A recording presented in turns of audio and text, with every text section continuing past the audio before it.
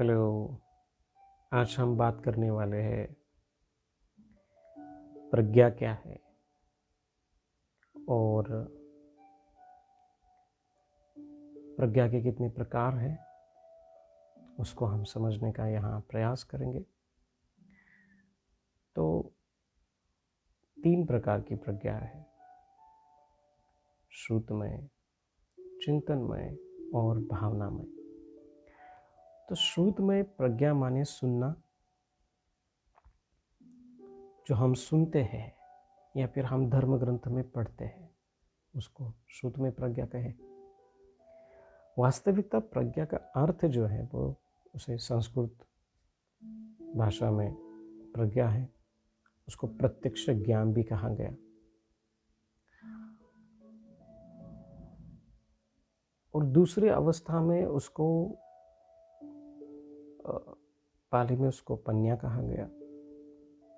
तो शील, समाधि और प्रज्ञा, जो व्यक्ति को संपूर्ण अपने विकारों से मुक्त होना है, तो शील समाधि का अभ्यास करके उसको प्रज्ञा में प्रस्थापित होना होता है। तो उसके लिए उसको प्रज्ञा को समझना अत्यंत महत्वपूर्ण है। तो श्रुत में प्रज्ञा है, चिंतन में प्रज्ञा है और भावना में प्रज्ञा है। तो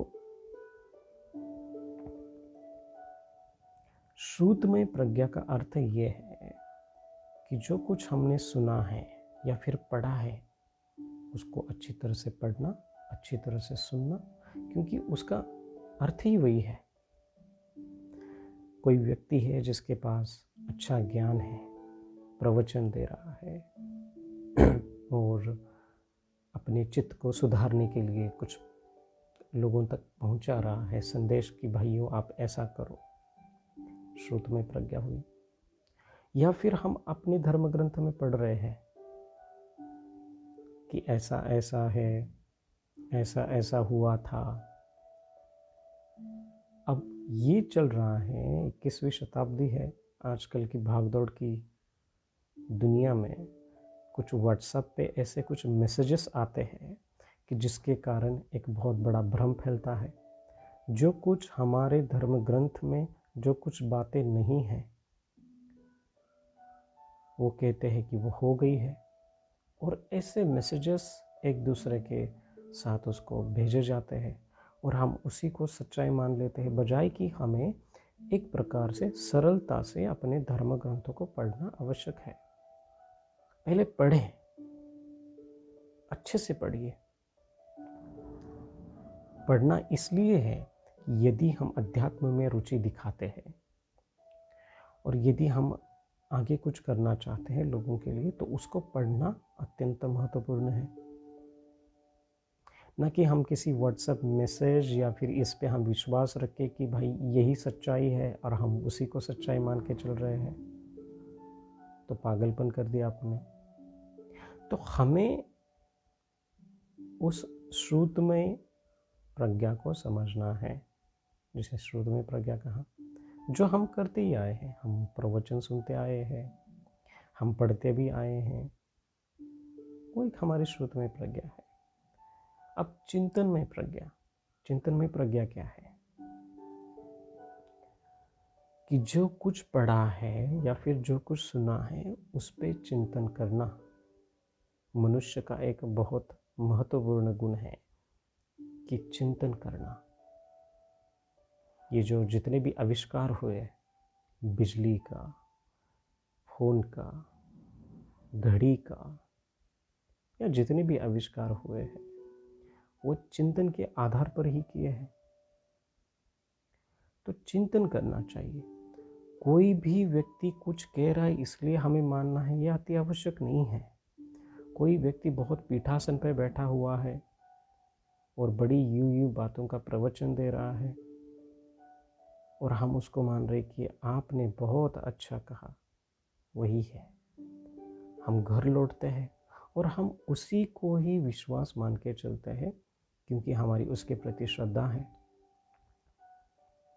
ये जो है, ये स्वभाव एक और रख के हमें तर्क करना है, चिंतन का अर्थ ही तर्क करना होता है। कुशल और अकुशल माने अच्छा और बुरे के बीच का अंतर समझना वो चिंतन है, वो तर्क है। उस तर्क को समझना, और यदि हमें कुछ प्रश्न आता है मन में, तो वो प्रश्न पूछना हमारा अधिकार है कि ऐसा क्यों कहा है और ऐसा क्यों हो सकता है। क्योंकि एक वैज्ञानिक ढंग से जितने भी वैज्ञानिक हुए हैं, उन्होंने बड़े बड़े आविष्कार किए इस चिंतन और तर्क के माध्यम से ही हुआ है। तो तर्क कीजिए, प्रश्न पूछिए, अपने खुद को भी प्रश्न पूछिए कि मैं जो कर रहा हूँ, जो पढ़ रहा हूँ, या फिर जो भी साधना अभ्यास कर रहा हूँ, क्या वो सही है। और यदि प्रश्न आता है, शंका आती है, तो अपने आचार्यों से, अपने गुरुओं से, जिनके प्रति आपकी श्रद्धा है, पूछिए। यह है चिंतनमय प्रज्ञा और भावनामय प्रज्ञा। ये दोनों प्रज्ञा बहुत आवश्यक है चिंतन में। श्रोत में हमने सुना है, अब उस पर चिंतन करना। ये जो भावनामय है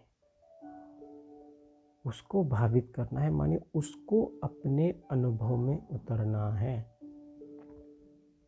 जैसे उदाहरण से समझें कि धम्मपद में एक गाथा है, सब्ब पापस अकरणं कुशलस उपसंपदा सचीद पर्योदपनं एतं बुद्धान शासन। इस गाथा को हमने पढ़ा, माने अपने सभी पाप कर्मों को न करना, कुशल कर्मों को अर्जित करना और अपने चित्त को पूरी तरह से परिशुद्ध करना, यही बुद्धों की शिक्षा है। इस श्लोक का अर्थ है।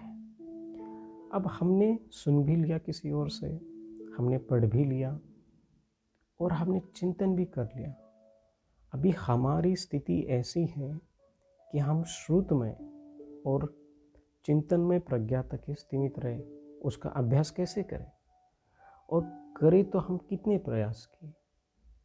क्या हम किसी आचार्यों के पास गए, क्या हम किसी ऐसे व्यक्ति के पास गए कि जो साधना में आगे बढ़ा हुआ है, और हमने उनको विनती की कि आप मुझे साधना सिखाई है।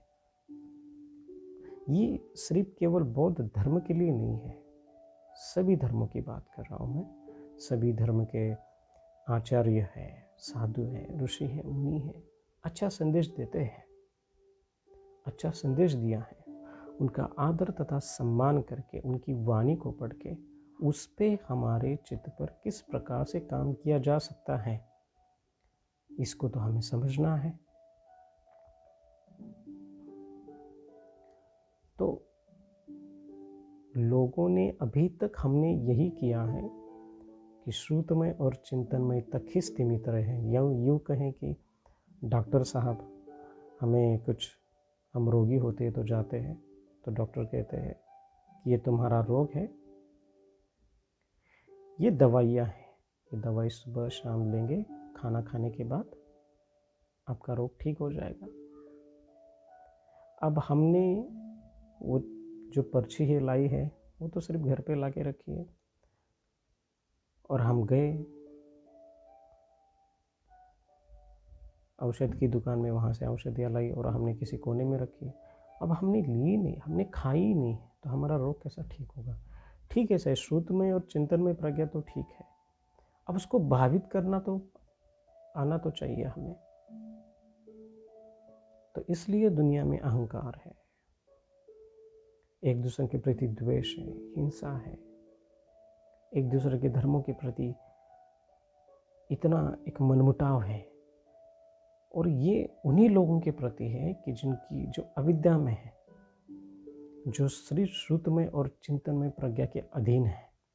या यूँ कहें कि यह जो भी पढ़ा है, या फिर जो भी लिखा है, या फिर जो भी सुना है, वो उसी को मान के चल रहे, उन्होंने चिंतन नहीं किया है।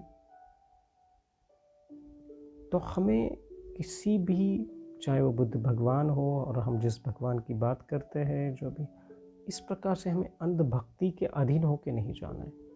तर्क है, हमारे ऋषियों ने, मुनियों ने हमें तर्क करना सिखाया। ये तो भारत की एक संस्कृति है, ये परंपरा है। इसलिए तो भारत को एक आध्यात्मिक देश भी कहा जाता है, क्योंकि इसमें बुद्ध भी हुए, ऋषि भी हुए, मुनि भी हुए।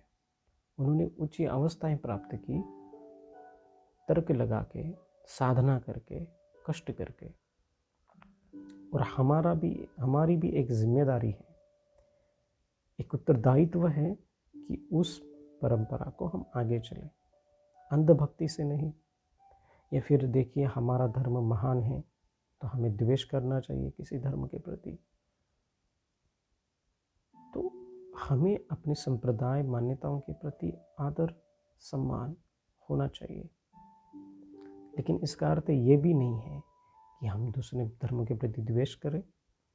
तो जब भावित होगा, चित्त में उतरेगा हमारा जो आचरण है, हमारे संतों ने, मुनियों ने, या यूँ कहें कि जो धर्म ग्रंथों में बातें कही हैं, उसके प्रति हम सजग है, तो हमारा कल्याण है। उसको भावित करना कहा गया। तो इसलिए श्रुतमय, चिंतनमय और भावनामय प्रज्ञा। भावना का अर्थ है कि अपने चित्त को धीरे धीरे परिशुद्ध करना।